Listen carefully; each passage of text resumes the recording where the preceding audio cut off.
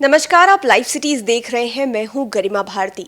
Corona का संक्रमण बहुत परेशान कर रहा है, लेकिन अब बातें तीसरे वेव की हो रही है और कई लोग कह रहे हैं कि तीसरा वेव तो आएगा ही। और साथ ही साथ बातें अनलॉक 2021 की भी हो रही है, क्योंकि जिस तरह से केसेस कम हो रहे हैं, अब धीरे धीरे करके हर चीज़ को खोलना भी ज़रूरी है, क्योंकि बहुत लंबे समय से चीज़ें बंद हैं।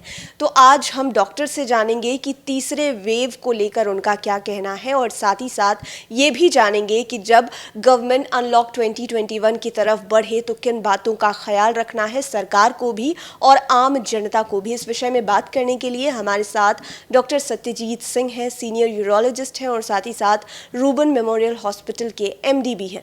सर, बात तीसरे वेव की, जो इस समय में शायद सबसे ज़्यादा ज़रूरी है, तो तीसरे वेव की जो सच्चाई है, मेडिकल वर्ल्ड इस पर क्या कहता है, और बाद में बात हम लोग अनलॉक 2021 की भी करेंगे। तो पहले तीसरे वेव पर बात करें। देखिए, सारे दुनिया में, खास के यूरोप में और अमेरिका में थर्ड फेज़ आया। ब्रिटेन और कुछ छोटे कंट्री हैं, सिंगापुर है या अदर प्लेसेस हैं, जहां उन लोगों ने शुरू में ही एक डोज वैक्सीनेशन का 70% पॉपुलेशन ने किया और अभी तक वो थर्ड फेज़ को अवॉइड कर पाए। तो थर्ड फेज़ का अनुमान जब बाकी देशों में आया है तो इस देश में क्यों नहीं आया, ये सोचना है कि जब आया है तो यहाँ भी हो सकता है। यहाँ पॉसिबिलिटी और ज़्यादा इसलिए है कि वैक्सीनेशन तो हो रहा है और कम बेस, कभी ज़्यादा तेज़ से होता है, कभी कम हो जाता है, जो भी कारण हो। तो अभी भी हमारे देश में बहुत लोग होंगे जो ना तो कोरोना उनको हुआ है जिससे उनको एंटीबॉडी बने, और ना तो वो वैक्सीनेशन लिए हुए रहेंगे, तो वो वनरेबल हैं। खास करके वो एज ग्रुप जिसको अभी रिक्रूट भी नहीं किया गया है वैक्सीनेशन के लिए, जैसे 3 साल 2 साल से लेकर 18 साल तक का। तो वो जो एज ग्रुप, जो पॉपुलेशन एंटीबॉडी डेवलप नहीं किया, आइदर बाय कोविड इन्फेक्शन जो हुआ हो उससे या वैक्सीनेशन से, तो हमारे यहाँ अनुमान किया जाता है कि थर्ड फेज़ आ सकता है। हम नहीं कहेंगे कि आ जाएगा ही, तो प्रिडिक्शन हो जाएगा, लेकिन जो साइंटिफिक ऑब्जर्वेशन के अनुसार से इंडिया में third phase is a possibility. और उसमें भी दुर्भाग्य से ऐसे लोगों में ज़्यादा असर करेगा जो इम्यूनाइज नहीं है किसी कारण से एंटीबॉडी नहीं बना है, जैसे यंग पेशेंट्स जो हैं उनमें और बच्चों में। तो हमें बहुत सावधान रहना है।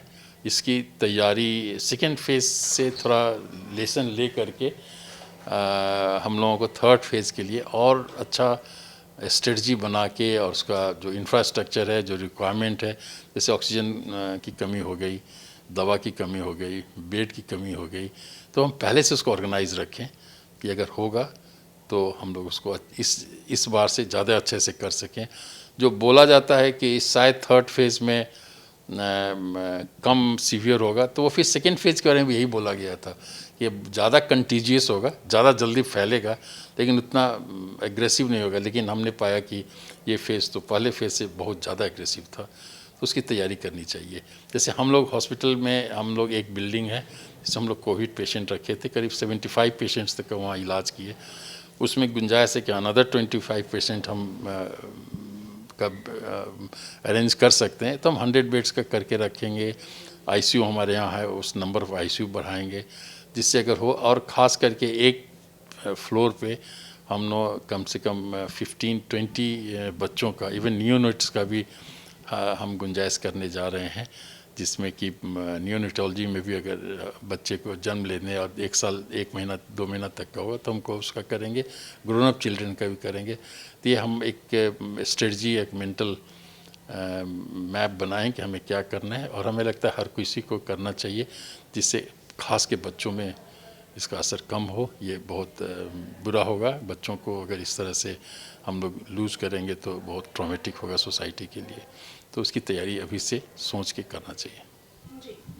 तो अब बात अनलॉक 2021 की करते हैं, क्योंकि लंबे समय से हर एक स्टेट में चीज़ें बंद हैं, तो अब देश को चलाना, आम लोगों का रोज़गार, हर चीज़ बहुत ज़रूरी है।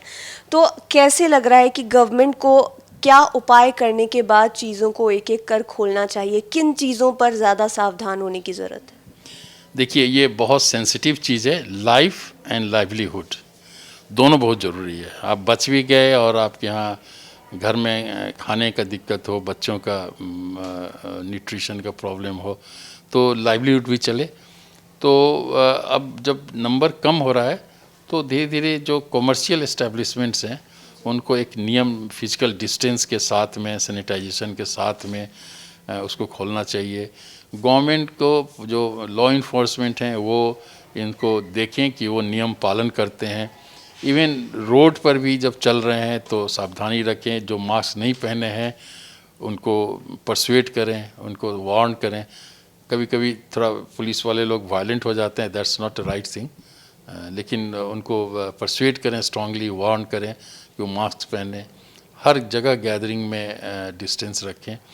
और सबसे बड़ी बात, जहाँ मास असेंबली होता है, जैसे सिनेमा हॉल है, तो सिनेमा हॉल को हाफ स्ट्रेंथ में पहले शुरू करें।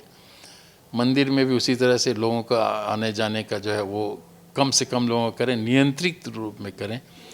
और शादी ब्याह और रिलीजियस गैदरिंग, पॉलिटिकल गैदरिंग, ये करना समाज के खिलाफ का चीज़ है। और ट्रेडिशन और रिलीजन दोनों को कुछ दिन के लिए थोड़ा भूल जाएं, और जब हम लोग बचेंगे, स्वस्थ रहेंगे, तो फिर अगले साल से वही चीज़ हम लोग कर सकते हैं। रिपोर्ट्स तो ये भी कह रही है, सलाह दिया जा रहा है गवर्नमेंट को कि आने वाले 1-1.5 साल तक इस तरह की गैदरिंग्स, पॉलिटिकल रैलीज, शादी विवाह के फंक्शन, इन पर रोक लगा दी जाए, तभी जाकर इंडिया जो है कोविड से बच सकता है। जहाँ तक हो सके करना चाहिए गैदरिंग। सही बात है कि अगले 1 साल तक, हम होल ऑफ 22 तक रिस्ट्रिक्टेड होना चाहिए और सभी प्रोटेक्शन के साथ में करने की ज़रूरत है। जब तक हमारे 70-75% पॉपुलेशन में एंटीबॉडी नहीं होता है, वो जब तक उनमें हर्ड इम्यूनिटी तभी आएगा जब हम 70-75% पॉपुलेशन का किसी तरह से, चाहे इन्फेक्शन से या वैक्सीनेशन से, तब तक ये सतर्कता बरतनी चाहिए। और हमें लगता है जिस स्पीड से चल रहा है 2022 के पहले हर्ड इम्यूनिटी नहीं आने वाली है।